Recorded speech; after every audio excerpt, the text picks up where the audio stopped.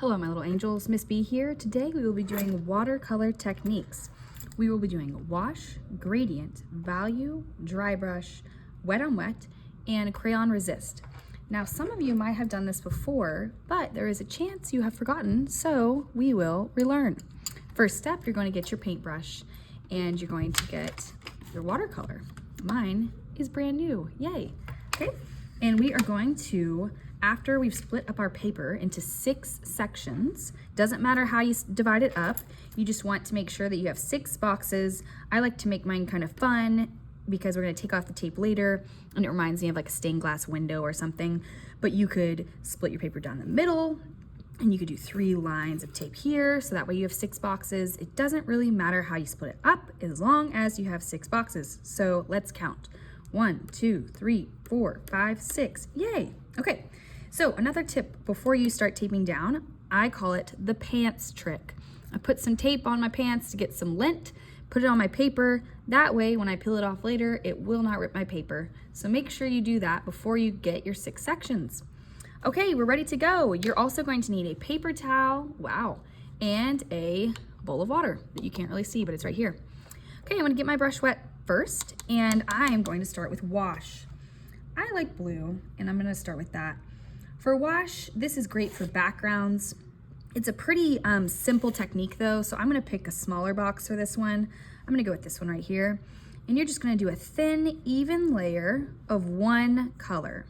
This is great for backgrounds, skies, anything that's pretty simple. That way you can just fill in the whole area with one thin layer of color. Sometimes if you don't know where to get started, you can just do a wash to help you get going. So I'm gonna add a little more color. It shouldn't be dark, okay? It's called wash for a reason. When you think of wash, probably think of water. So it's gonna be a thin, nice layer of one color. Pretty simple. Yay! Okay, there's my blue. And now I'm gonna take my Sharpie and label what I just did so I don't forget. This is wash. Yay, check it off the list. Sweet. Next is gradient, which is one of my favorites. Gradient is when you go from multiple colors to another.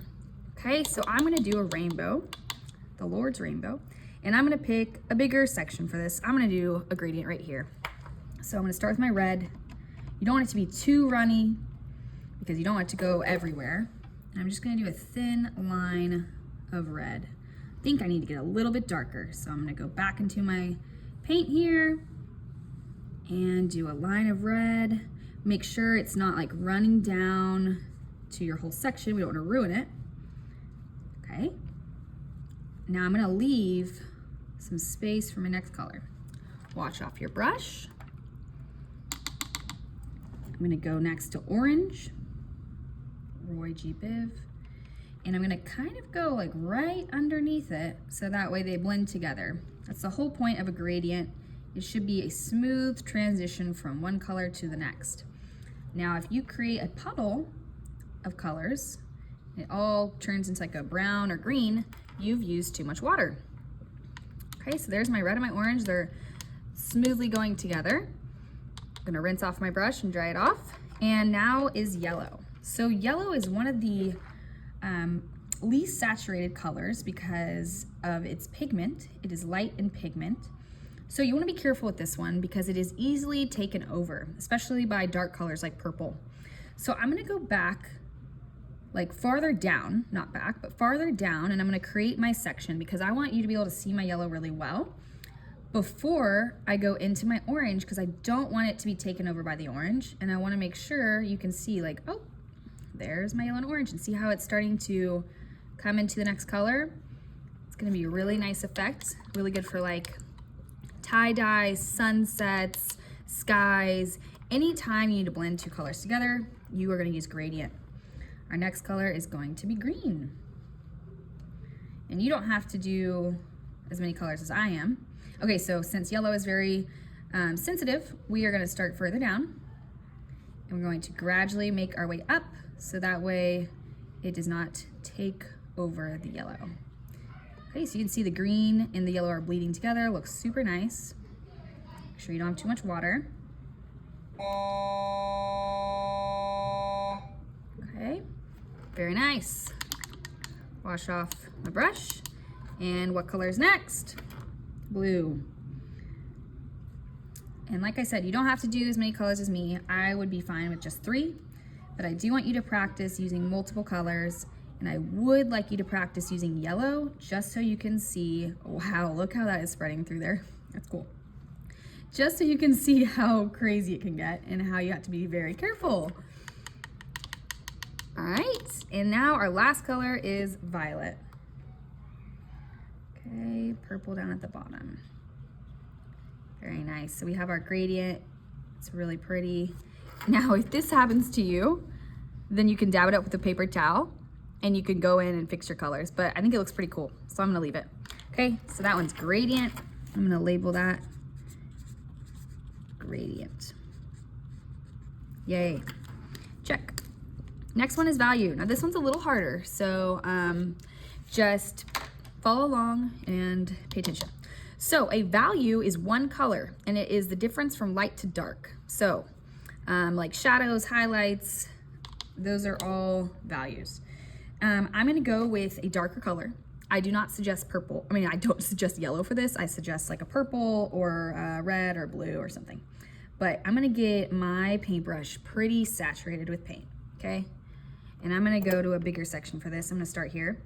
And I'm just gonna fill in a section. I'm gonna want even more paint than that. I don't even want that much water. So we're gonna make it really dark. It's gonna look almost black. That's what you want. Really dark little strip here. Okay, go about less than half, so like a third. There we go. And now I'm gonna add just a touch of water. Not gonna get any more paint on my brush. I'm gonna come further down. I'm gonna come up into this color.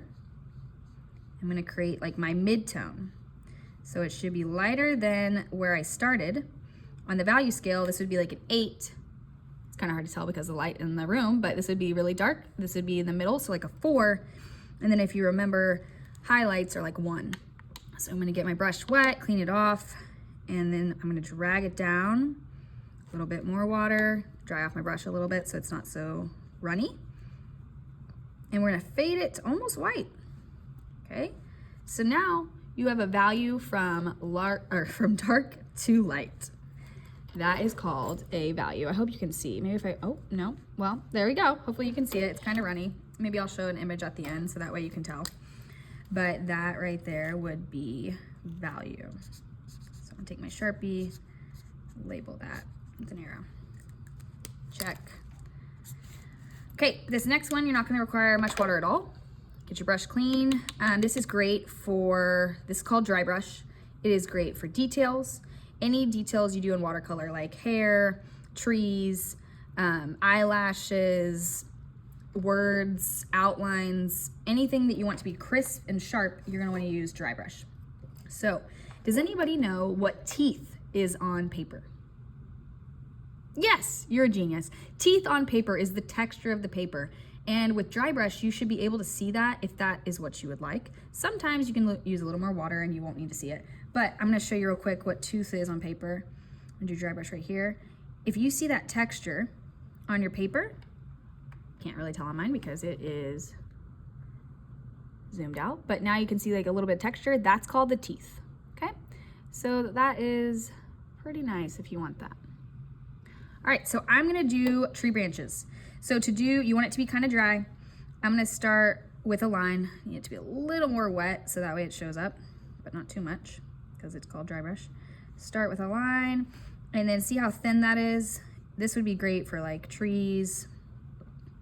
I'm gonna come along and do like a fern, like a palm tree or something.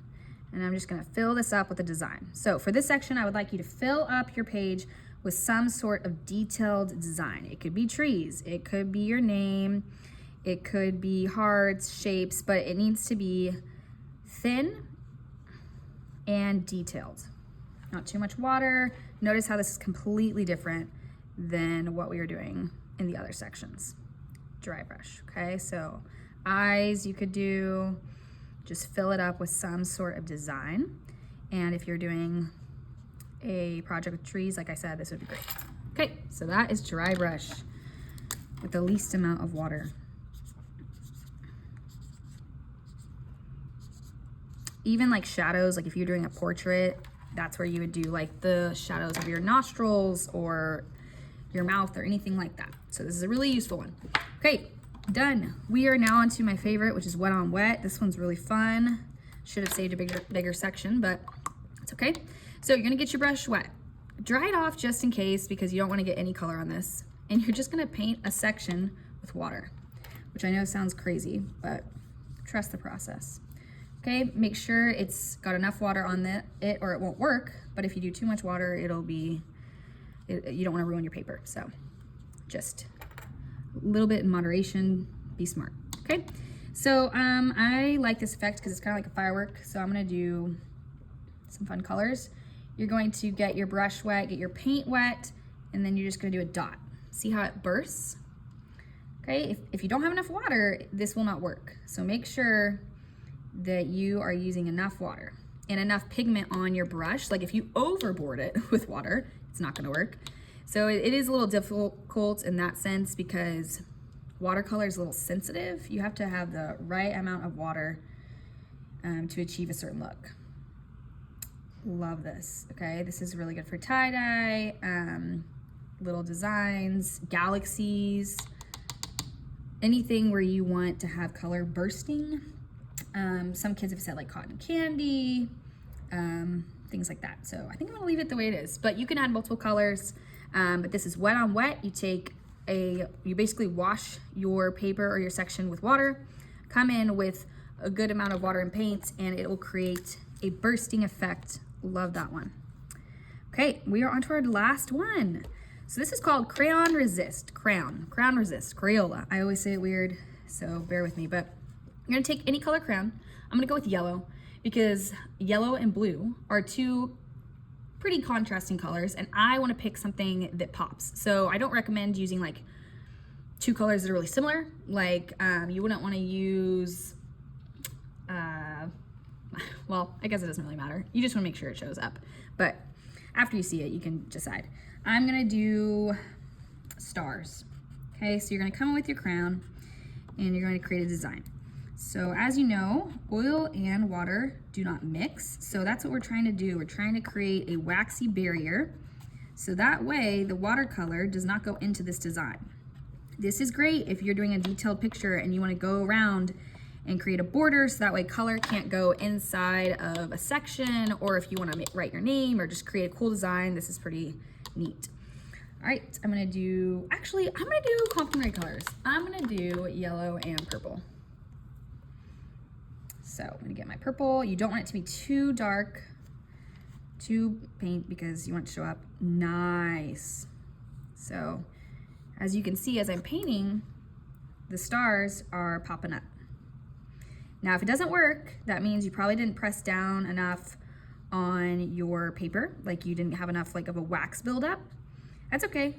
We're trying this out. This is an experimental thing, so that way you can, you know, practice techniques. It doesn't have to be perfect, but you do want to create like some sort of pattern or your name, and then do a wash like what we did here, and create a cool design.